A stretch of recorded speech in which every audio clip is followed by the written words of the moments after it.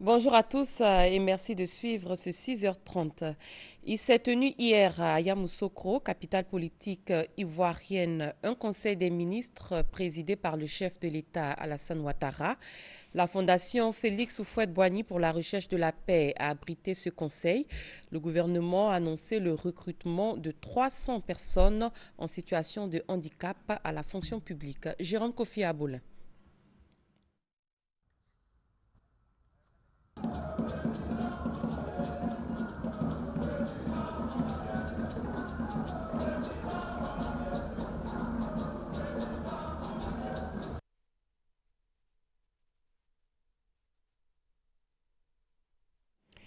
Et avant le Conseil des ministres, le président de la République a visité l'hôpital Saint-Joseph-Moscati, une œuvre sociale rattachée à la basilique Notre-Dame de la Paix de Yamoussoukro et dont les travaux ont été lancés en 2009.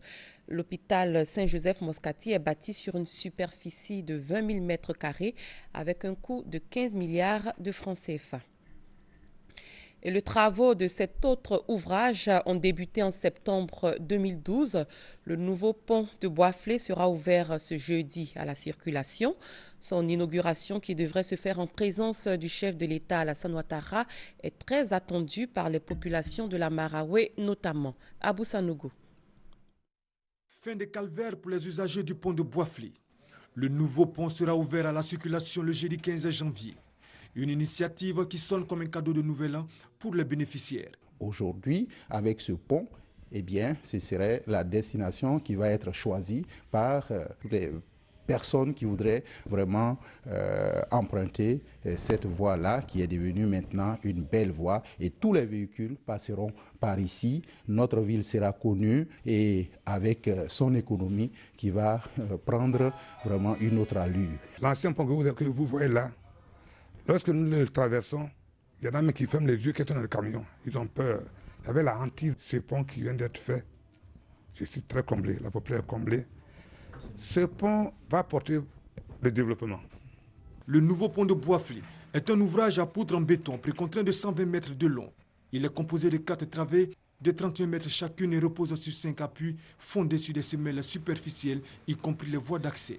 Il comporte une largeur de 7,50 mètres et 2 trottoirs de 1,25 m chacun. Ce pont permettra d'accroître la fluidité du trafic routier entre Boisflé et les autres régions de la Côte d'Ivoire, de supprimer les files d'attente des véhicules au niveau de la traversée du fleuve Maraoué et d'améliorer la circulation des personnes et des biens. Un ouvrage qui va contribuer au désenclavement de la région de Boisflé. Ça va nous désenclaver. Boisflé est le gros producteur. Boisflé dessert la Côte d'Ivoire et même les pays voisins en vivrier. Si on a ce pont-là, nous sommes satisfaits. Quand je passe là-bas, je vois le pont, c'est que c'est le développement même de Boisflé. C'est le pont, on peut dire le CEDEAO. Puis si ça vient d'Ibéria, ça passe là. Ça vient Guinée, ça passe là. Ça vient Mans, ça passe là. Ça va désenclaver des quartiers, des villages, des villes. Nous, on préfère aujourd'hui que ce pont-là puisse s'appeler le pont de l'émergence.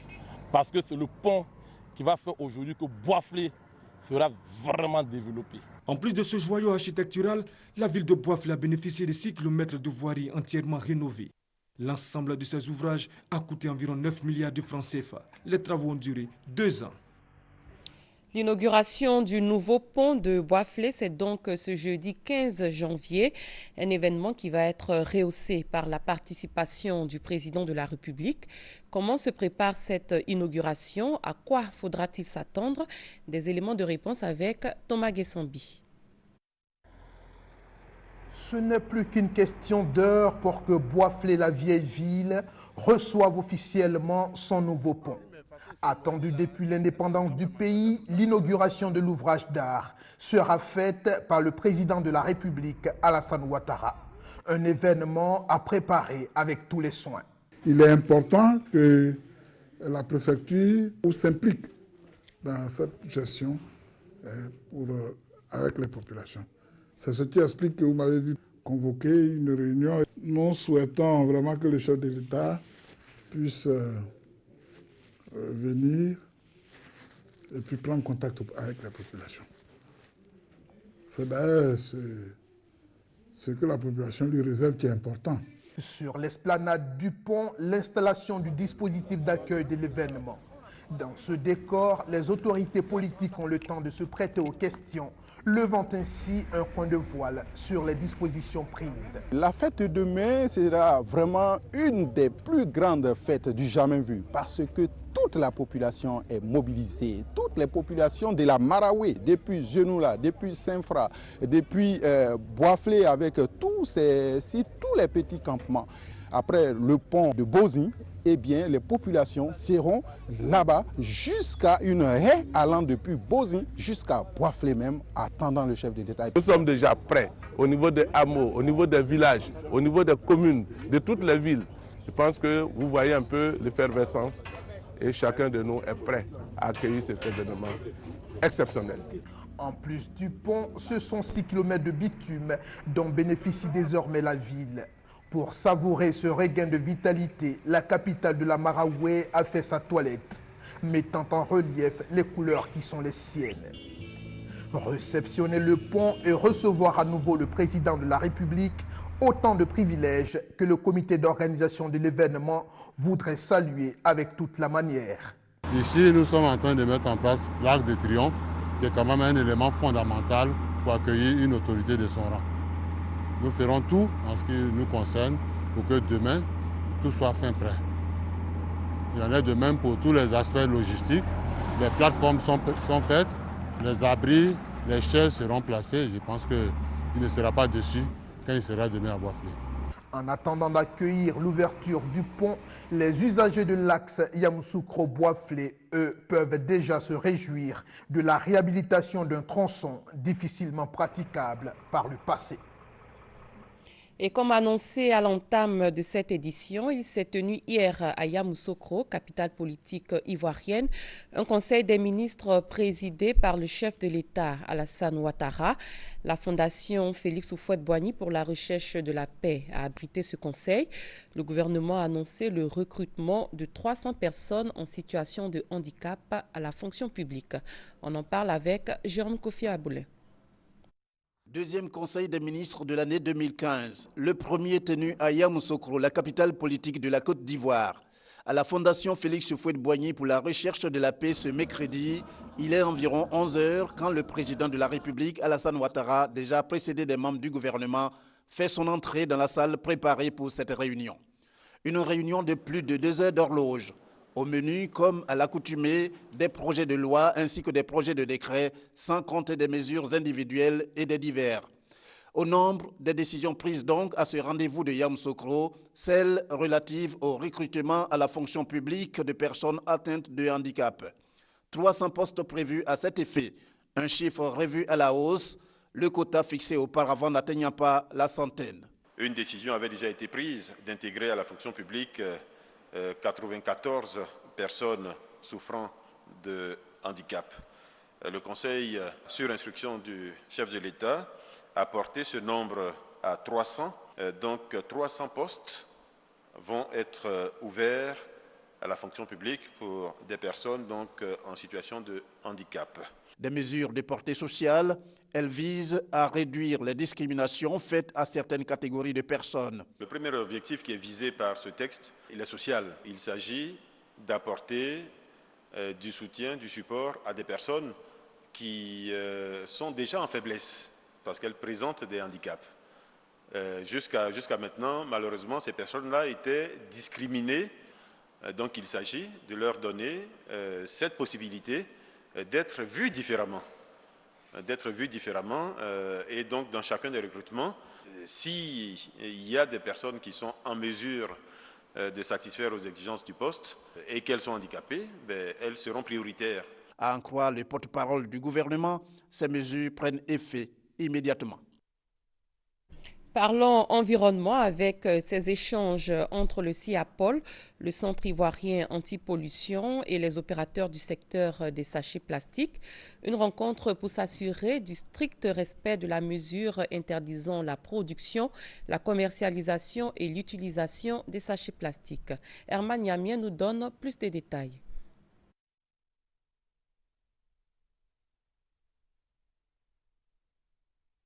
3 mois après l'entrée en vigueur du décret portant interdiction de la production, de l'importation, de la commercialisation, de la détention et de l'utilisation des sachets plastiques en Côte d'Ivoire, le constat est clair. La mesure n'est pas totalement respectée. Certains industriels continuent de produire les sachets plastiques. Conséquence, les sachets plastiques sont toujours utilisés par les populations. Cette rencontre entre le directeur du SIAPOL et les opérateurs du secteur des sachets plastiques vise à clarifier certaines choses. Nous sommes sur le terrain. Nous rencontrons des difficultés, des réticences. On voit des gens qui produisent alors que c'est interdit. Donc, cette rencontre est bienvenue pour qu'on leur explique ce que nous devons. Les opérateurs plaident pour un délai supplémentaire. Ils indiquent aussi que les sachets plastiques produits actuellement sont les emballages primaires et les autres destinés à l'exportation. On est venu ce matin pour lui demander de faire asseoir un peu la brigade qu'il a mis en place pour les contrôles. Puisqu'aujourd'hui, depuis 2 mois, 3 mois, certaines sociétés, dont moi, la mienne aussi, on a fait une dérogation pour la fabrication et la production de l'emballage plastique. Toujours rien, on n'a aucune suite. Le directeur du SIAPOL est formel. Toute production de sachets plastiques, même primaire, doit se faire avec l'accord du ministère de l'Environnement, de la Salubrité urbaine et du Développement durable. Celui qui veut produire des sachets, il adresse une demande d'autorisation au ministère. Ce sont des sachets destinés à l'exportation ou des sachets d'emballage primaire, nous pensons que ça c'est autorisé. Mais comme je dis, déjà l'exportation, nous on veut avoir la traçabilité de ces sachets produits. Le directeur général du SIAPOL souligne que les contrôles se poursuivront et toute personne qui sera prise en flagrant délit de production de sachets plastiques subira la rigueur de la loi et verra son entreprise fermée. En économie, l'année 2014 a été satisfaisante pour le BNET, le Bureau national d'études techniques et de développement.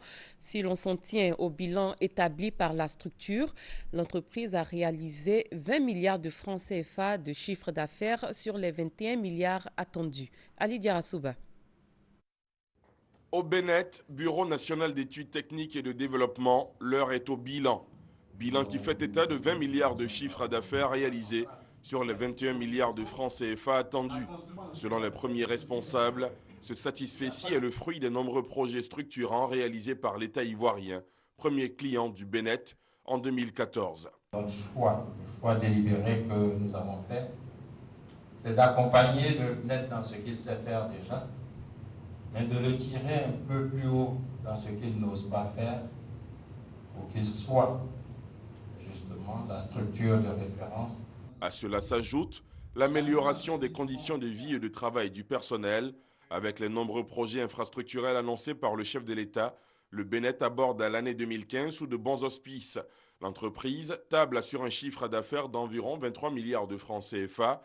75% de ce montant sera réalisé par l'État et les 25% restants par ses représentations à l'étranger. Rappelons que le BNET prête son expertise dans plusieurs pays africains comme le Bénin, la Guinée équatoriale et le Gabon. Cela en matière de conception, d'études et de contrôle dans divers domaines d'activité, notamment le bâtiment, les transports et les travaux publics. Un mot de sécurité à présent. Le directeur général du Fonds de prévoyance de la police nationale s'est rendu hier sur un site de 6 hectares appartenant à la police nationale.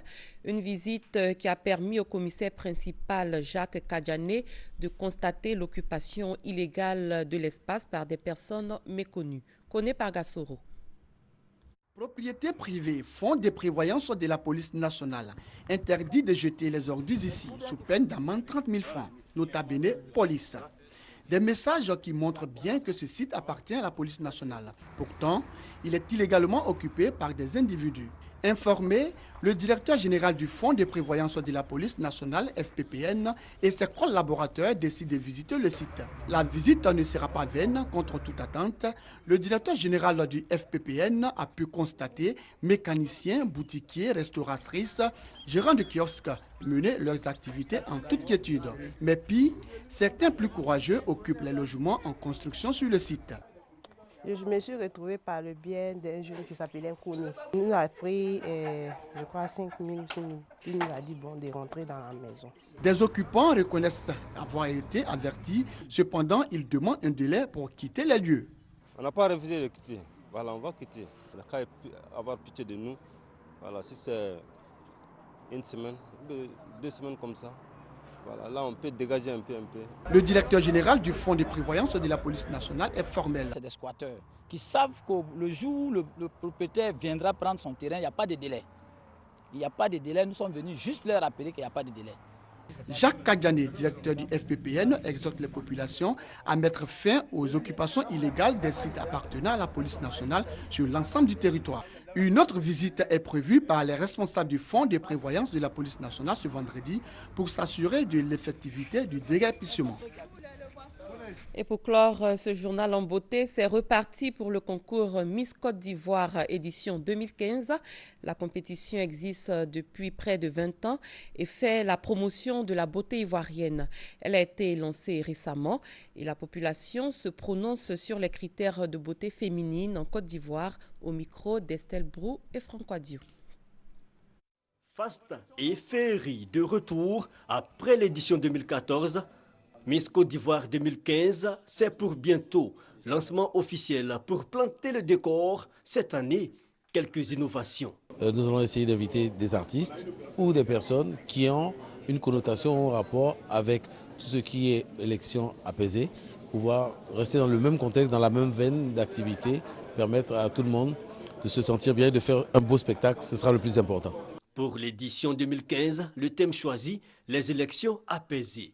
Si les élections sont apaisées, si tout se passe bien, on pourra faire Miss Côte d'Ivoire et tout le monde sera content. Donc nous sommes là, nous véhiculons aussi à notre manière des petites idées et nous essayons d'apporter notre petite contribution à tout ce qui se fait de bien dans ce pays. Prévu débuter le 14 février prochain, le concours Miss Côte d'Ivoire se déroulera sur toute l'étendue du territoire, 12 présélections et ce durant 4 mois. Le comité réunira toutes les belles filles ivoiriennes pour n'en choisir qu'une au soir de la finale nationale le 6 juin prochain.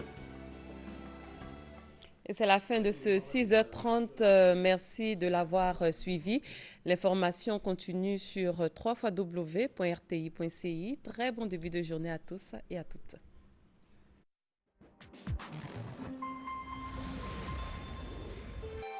RTI 1, la chaîne qui rassemble.